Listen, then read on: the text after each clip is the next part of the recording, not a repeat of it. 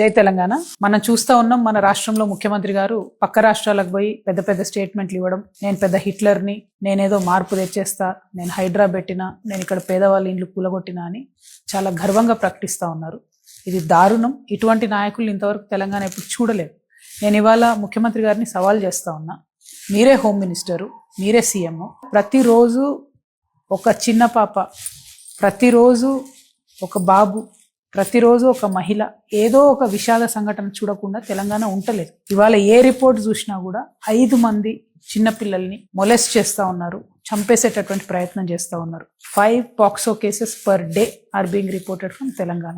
ఖమ్మంలో నిన్న ఒక చిన్న పాపను చంపేసేటటువంటి ప్రయత్నం, 4th ఫ్లోర్ నుంచి తోసేసేటటువంటి ప్రయత్నం జరిగింది. పట్టపగలే బట్టబయలుగా భయం లేకుండా దారుణాలు జరుగుతున్నాయంటే మీరు అట్టర్ ఫ్లాప్ అయినరు హోంమంత్రి గాని అర్థం. మహిళల సంగతి ఆలోచించుకున్నట్టయితే మొత్తం సౌత్ ఇండియాలో మనం టాప్ ఉన్నాం. ప్రతిరోజు 67 మంది మహిళల మీద ఏదో రకమైనటువంటి హింస జరుగుతూ ఉంది. చిన్న పిల్లల మీద, మహిళల మీద జరిగే హింసలో మాత్రం టాప్ 10, టాప్ 5లో మన దేశంలో ఉన్నామంటే ఇది సిగ్గుచేటు. హోంమంత్రిగా ఉన్నటువంటి మీరు తక్షణమే రివ్యూ చేయాలి. ఇది చాలా సీరియస్ ఇష్యూ. ఒక పెద్దన్నగా ఉండాల్సినటువంటి మీరు చిన్నపిల్లల్ని, మహిళల్ని పట్టించుకోకపోతే తీవ్రమైనటువంటి తిరుగుబాటు మహిళలలో వస్తుంది.